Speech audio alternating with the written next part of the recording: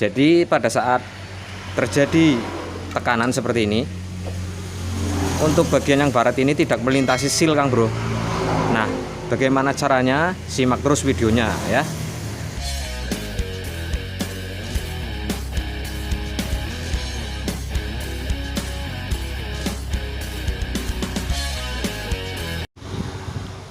Halo Kang Bro, selamat sore. Assalamualaikum warahmatullahi wabarakatuh. Jumpa lagi bersama saya di Silepan Channel.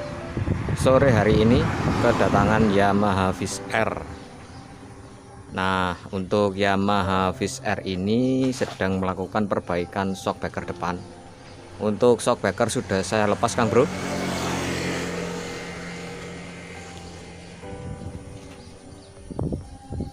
Yamaha Viz R 2004, tapi sejatinya tahun 98 Kang Bro. Bangunan ulang, rekondisi ulang. Cakep. Oke, ini untuk shockbreaker depan sudah saya lepas Kang Bro. Saya tunjukkan kondisi awal dari shock ini.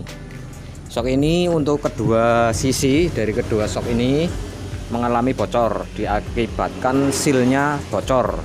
Di sini terlihat ya. Nah, kemudian di sini ada baretan Kang Bro.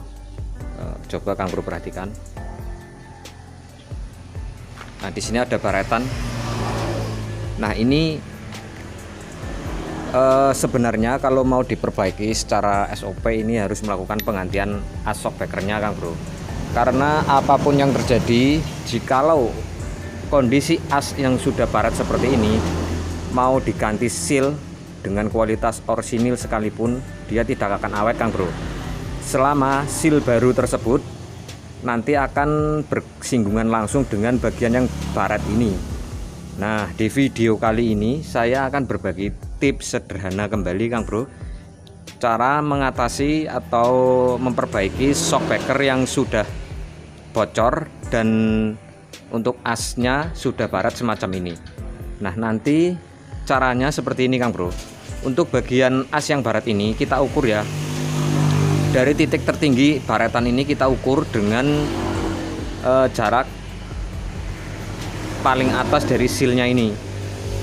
Nah, itu nanti kita ukur menggunakan sigmat berapa senti. Kemudian nanti untuk ukurannya kita ingat, kita catat. Kemudian nanti ditambah lagi dengan ketebalan dari seal ini. Nanti ketemunya berapa senti. Nah, itu untuk kita melakukan rekondisi agar bagian as yang baret ini berada, atau saat shockbreaker main posisi baretan ini berada di bawah seal yang baru. Jadi pada saat terjadi tekanan seperti ini, untuk bagian yang baret ini tidak melintasi seal Kang Bro. Nah, bagaimana caranya? Simak terus videonya ya. Baik Kang Bro, sebelum dibongkar ini kita ukur dulu ya untuk ketinggian dari posisi baret ini. Kita cari posisi baretan paling tertinggi Kang Bro, lalu kita ukur ke dasar dari seal shocknya. Sebentar saya ukur dulu.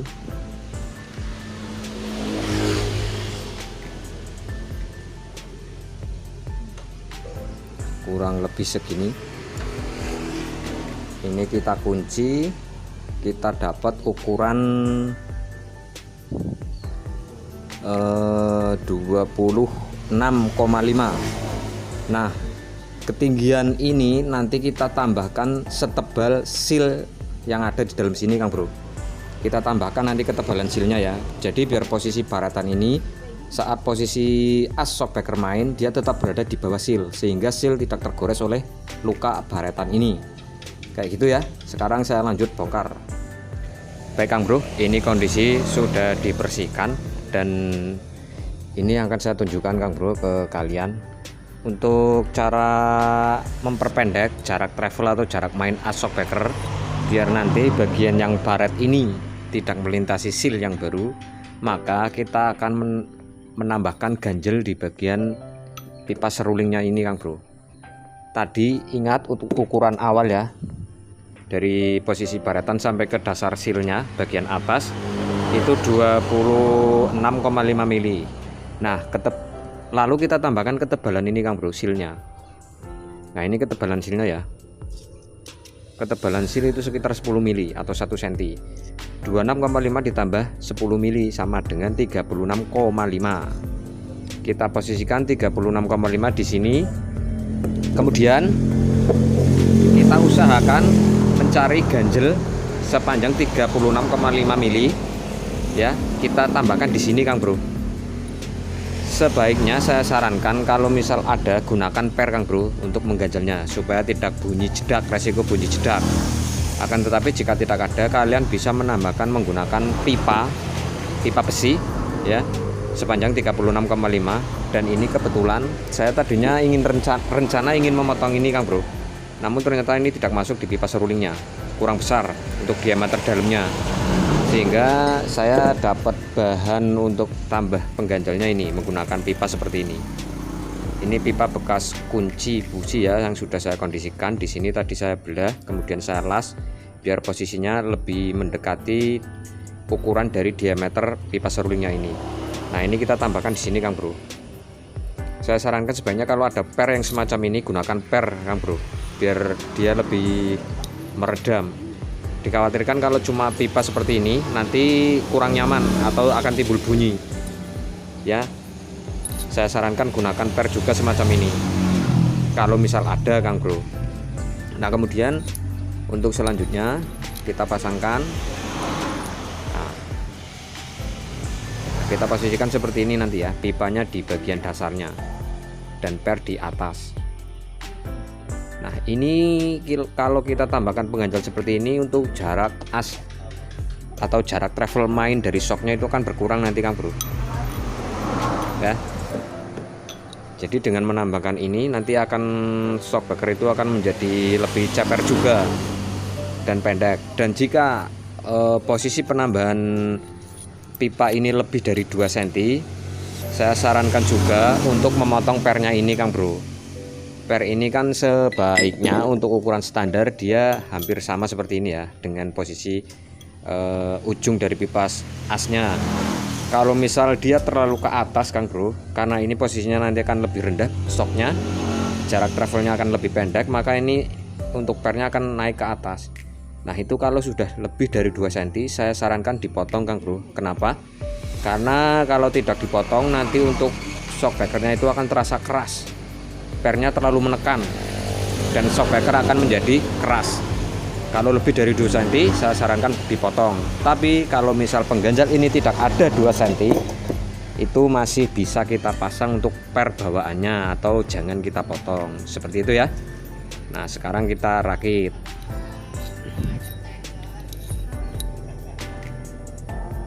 Oke, kita pasang, kita rakit. Kita lanjut Kang Bro, untuk posisi seruling biasanya ini Kang Bro, saat memasang baut penahan dari bottom shock bagian bawah, ini ikut muter serulingnya Kang Bro. Nah untuk mensiasati biar dia nggak ikut muter, kita bisa menahan menggunakan kunci T8 yang ujungnya kita kasih obeng mata ketrok min ya, bisa ditahan dari bawah. Bisa juga kalian langsung menggerenda ujung dari pipa serulingnya ini Kang Bro, digerinda biar posisi ini, hasil gerendaan ini dia saat dipasang di dalam bottom itu menggigit ke bagian bottom, sehingga kita tidak perlu melakukan proses penahanan sewaktu mengencangkan atau melepas dari baut penahan dari bawah bottom kayak gitu ya. Nah ini kan nanti dapatnya baut seperti ini Kang Bro. Nah ini kalau kita gerinda semacam ini, dia nanti bisa menggigit di bagian bottom shock, sehingga kita tidak perlu melakukan proses penahanan dari ujung as shocknya kayak gitu ya. Oke selanjutnya kita pasang. Seperti biasa kasih pelumas di bagian seal yang baru Kang Bro biar nggak seret. Kemudian kita masukkan untuk pipa seruling ke dalam as shock. Oke.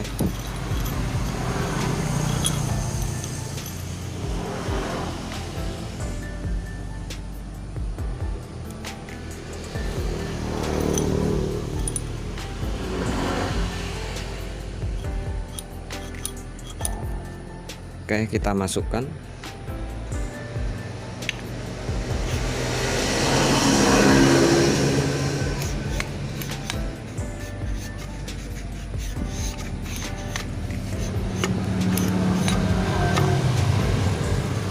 Oke, kita pasang baut. Kita bisa tambahkan seal tip atau lem perpak di bagian ujung baut penahan pipa serulingnya. Dan ingat untuk tembaga, ring tembaganya ini masih di dalam sini Kang Bro, jangan sampai lupa. Dan kita kencangkan.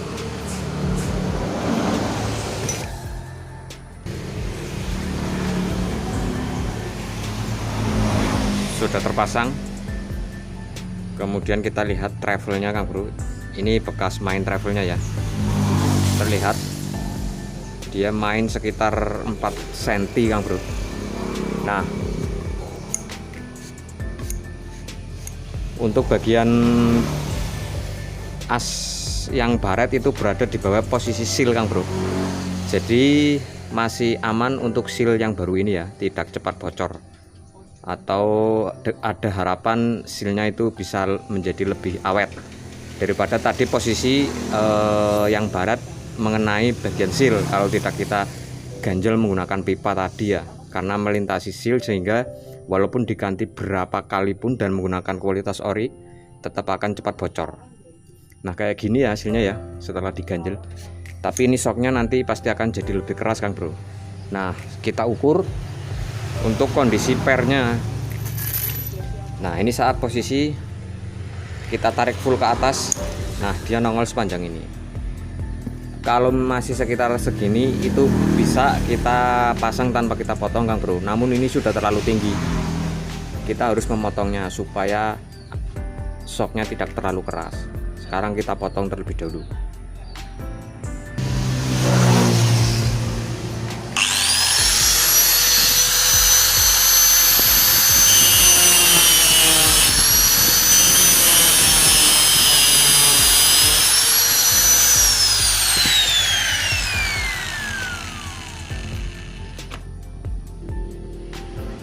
Baik Kang Bro, setelah dipotong kemudian ini diratakan ya, kita panasi kemudian kita tekan pakai tang seperti ini biar dia rata.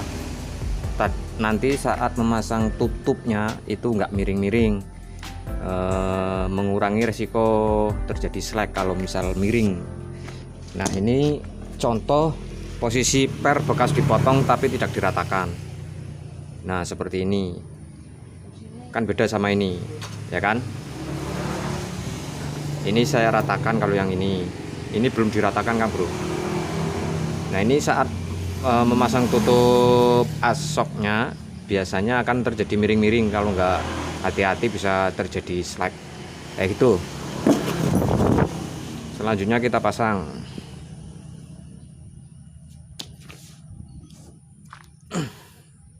Nah ini tadi untuk as shocknya.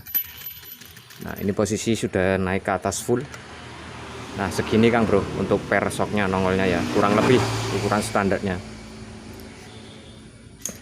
Oke, tinggal pengisian oli shock, kita gunakan 60 mili dulu. Oke Kang Bro, untuk proses pengisian oli shock untuk tipe motor Yamaha Viz-R ini kita posisikan langsung terpasang di sini ya. Karena untuk penutupnya, jika kondisi masih standar, dia berbentuk seperti ini, kayak payung. Jadi dia nggak kayak model Honda bisa ditutup di as shock, kita bisa pasang oli shock di bawah kemudian baru dipasang. Kalau ini harus dipasang dulu untuk asnya ya, karena ini nggak bisa masuk kalau dipasang kayak punyanya Honda terlebih dahulu atau motor-motor yang lain ya. Lagi pula untuk motor Honda itu tidak menggunakan model drat yang kayak gini. Misal contoh kayak punyanya Supra, dia menggunakan kancing ya. Kalau ini menggunakan drat semacam ini dan ini berbentuk payung, maka kita pasang asnya baru kita bisa isi olinya. Oke, kita isi oli sekitar, kita gunakan 60 dulu ya, karena ini posisinya agak ceper, dikhawatirkan nanti terlalu keras. Kalau misal dia nggak terlalu keras justru kandas, maka kita bisa tambahkan kembali olinya kayak gitu.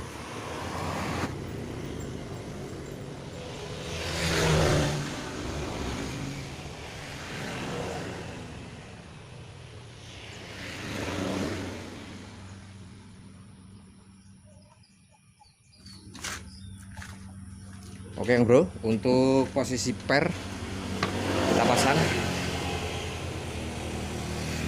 Biasanya untuk bagian yang rapat itu di bagian bawah.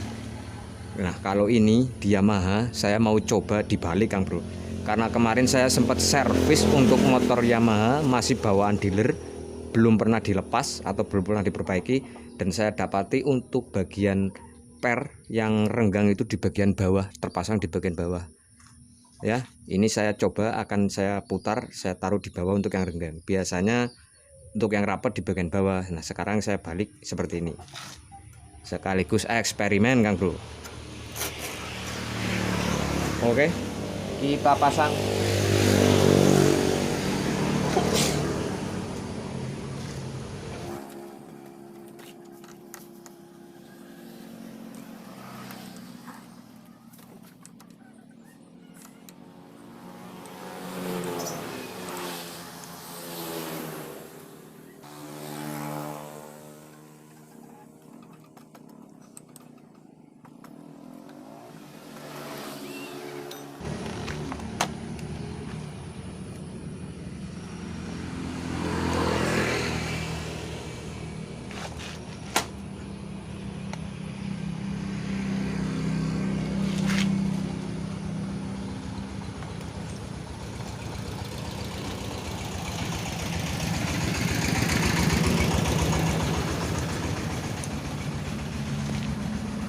Nah, sepertinya pas untuk tingkat kekerasan atau keempukannya Kang Bro. Yang penting asal nanti masih kandas atau jedak, bisa kita tambahkan oli. Kita tinggal setting olinya saja ya. Sekarang saya selesaikan pasang dari keduanya. Informasi tambahan Kang Bro, saat kalian memasang roda dan sudah dipasang bus kanan kiri seperti ini, pastikan untuk jarak di sini tidak terlalu banyak space. Jika terlalu renggang atau dia terlalu mingkup ke dalam, maka dipastikan sok kalian tidak akan empuk. Nah ini pas ya, tidak terlalu longgar. Oke, selanjutnya kita pasang mur roda.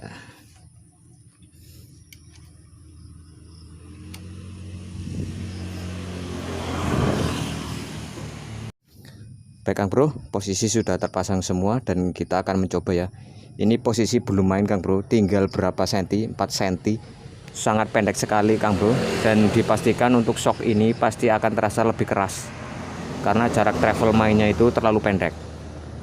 Namun apa boleh buat, karena ini kita harus mengkondisikan bagaimana caranya supaya baretan pada as shockbreakernya berada di posisi bawah seal shock, sehingga untuk seal shock itu bisa bertahan lebih lama atau lebih awet. Kalau misalnya cuma diganti seal saja, maka dipastikan untuk seal shock tidak akan awet Kang Bro. Oke ya, kita coba ya.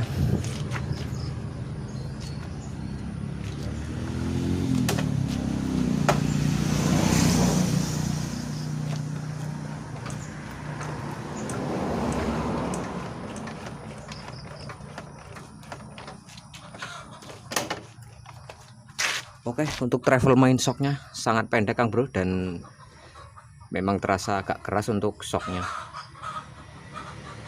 Kalau misal ingin kembali normal seperti kondisi standar ya tinggal ganti as shockbreakernya saja Kang Bro. Seperti itu ya. Oke, sekian dulu untuk tutorial kali ini. Sebenarnya ini bukan tutorial cara downsize ya. Kalau untuk cara downsize atau ceper, kemarin sudah sempat saya buatkan video. Sebenarnya ini hanya cara mengatasi seal shock biar menjadi awet, dikarenakan pada bagian asnya terjadi baret. Nah itu cara mensiasatinya seperti ini Kang Bro. Oke ya, untuk videonya sekian dulu. Terima kasih yang sudah menonton sampai usai. Jangan lupa untuk selanjutnya like, share, dan juga komen, serta subscribe buat yang belum subscribe.